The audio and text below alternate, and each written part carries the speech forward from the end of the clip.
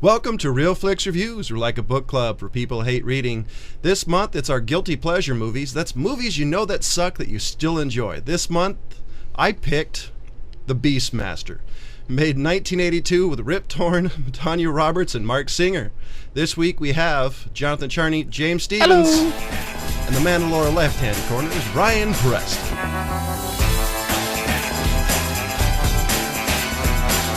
So let's just jump in right into it. Which one of you guys has the description for this movie? I do. Good job on the opening, Captain Kirk. A sword and sorcery... You're welcome!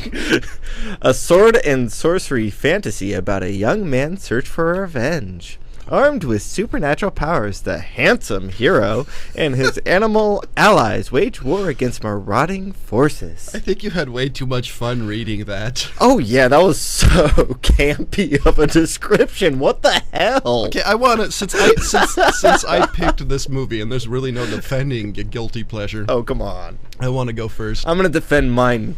Well, I think that's what this entire episode is going to be, is John explaining to us what the hell he sees in this movie. Well, here's... Oh, I know what he sees in it. He sees Tanya Roberts' crotch. Okay, fair enough. Well, here's basically the reason I like the movies. It had the same thing when I was a kid as Shawshank Redemption. It happened to be on every 20 minutes. Wait. Okay. Did you just compare Beastmaster to Shawshank? No. Freaked out for a second. No, what? No, I did. What I said is when I was a kid, it was on every other day. I mean, it was... Okay, so was Jaws. No, Right, not as much. Which is what I gravitated towards. Yeah.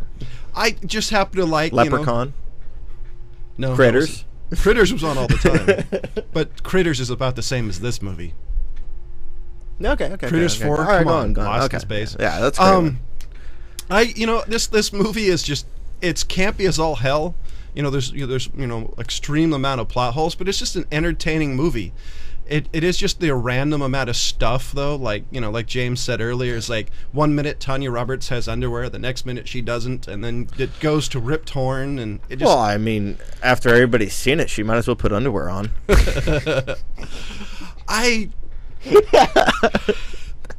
This movie is just so terrible. I mean, there's really you can't really defend this movie. No, you can't. It's amazing that Rip Torn and John Amos actually had a career after this. Yeah. Well, yeah, it really is. Well, Rip Torn's his career's always been kind of off movies. I mean, I think the most mainstream I can remember is Men in Black 2. Or Men in Black and then Dodgeball. Well, Men in Black was the first one, and then, he just reprised his character. But, I think that was everybody go watch Defending Your Life. That's Rip Torn's best movie, hands down. Yeah, that is a good one.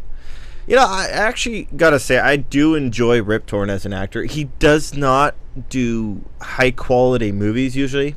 No, he doesn't. But, and he kind of has the same delivery of all his lines in every movie, but... he's such an animated guy.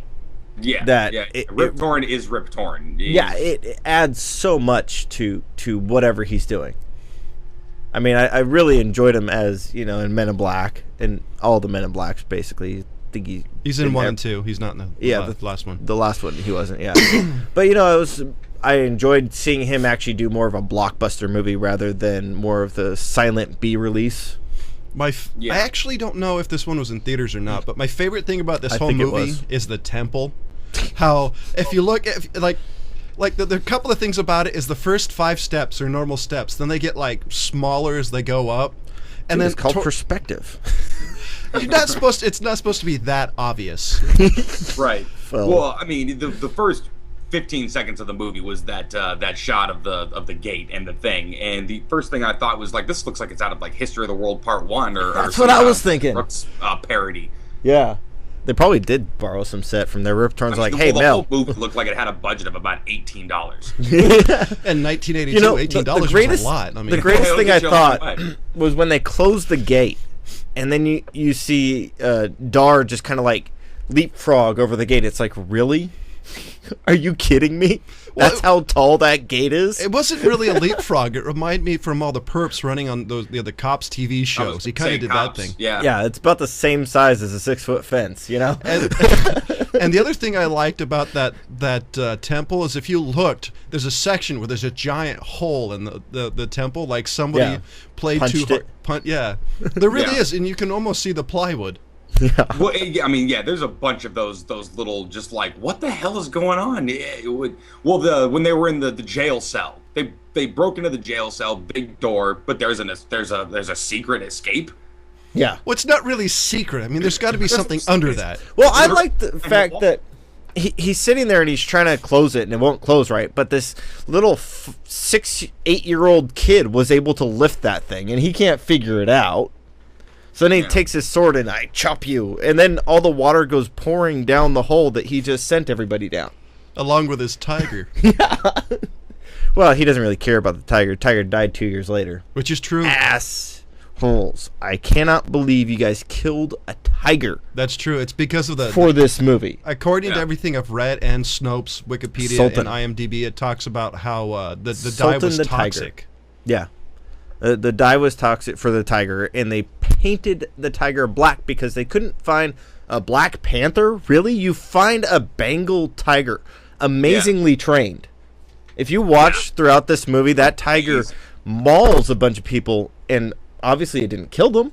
You know what? But that's what I love about these old school movies when they had these kinds of animal things. You could always tell that it's just the animal and the trainer roughhousing. Mm-hmm. Yeah. Yeah. Well, my only and then question... it smelled the ferrets at the end, like full on, and didn't take a bite. Here, my only question: it's 1982. Why didn't they just rotoscope it? I mean, this movie was almost the Lord of the Rings cartoon. I mean, it's yeah. Anyway, so is that what you got? He loves animals. He tackled a lot of horses. Yeah, yeah, right. Yeah, there was one of the things that really bugged me about this movie was the makeup jobs. What makeup jobs? On the witches. Dear God, I mean, how many layers? And one was a Playboy model too in real life. Yeah. Oh no, they had fantastic bodies, and that's one of the things I guess they were trying to go with is that these are sexy witches, but don't look at the face. But it's they pasted stuff on. I forget the name of the actual makeup that they put on there. I know a guy who used to work with that oatmeal and paste kind of thing. I think it's also got the jelly stuff underneath too. So I think they used the jelly stuff to make it sink to the neck, and then they just gooped crap all over it. I don't know. But well, I think it was just originally in the script. 'Cause I really would love to see the script for this movie. Oh yeah. Just you pages didn't mention pages that. of descriptions, and then a couple of really retarded words, followed by pages of descriptions. And then I guarantee some studio exec got a hold of it, or some producer, and just sitting there reading this, just like, okay, witches. All right, well, you know what these witches need? Tits. Yeah. The director Don Coscarelli.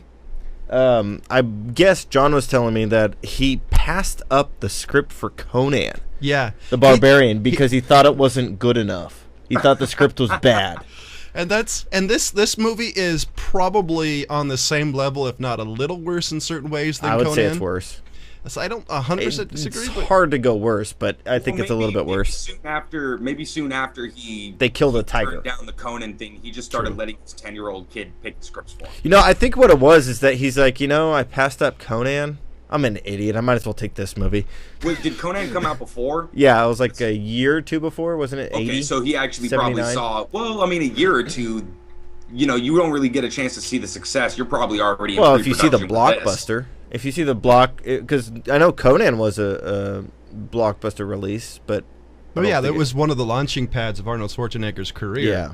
Where this one, Mark Singer just got stuck doing the TV series V. Yeah. The other thing is. 1982, so same year. The same year. Oh wow, okay, so I guess not. These at the same time, so that was just really, really poor choice on. Well, the Coscarelli's part. The funniest part is apparently this guy didn't like the movie because he sold the rights apparently soon after, and then there are 2 other movies. There's like not to mention the TV show. Yeah, because there's like the Beastmaster 2 where they go to the future. I guess the future being 1980 something. Yeah, and then there's like Beastmaster 3, which is even worse. Yeah. So the other thing that really bugged me about this movie is if you watch these animals, every time you see the animal, you hear like them going like making noises. the animal's not making a noise if you look at it. Oh no. So they have these little sound mixing in this movie was god awful. Well, I love the fact that his bird call is "Caw!" You're not even doing it justice on how crappy it was. I know. One of my favorite parts of this whole movie though was those wacky Batmen. Oh yeah, the wacky Nazi Batman. Yeah, because if you look at their symbol, it totally looked like part of the Nazi thing. Yeah, Nazi from Indiana Jones. Oh yeah, the eagle. Yeah, it totally did.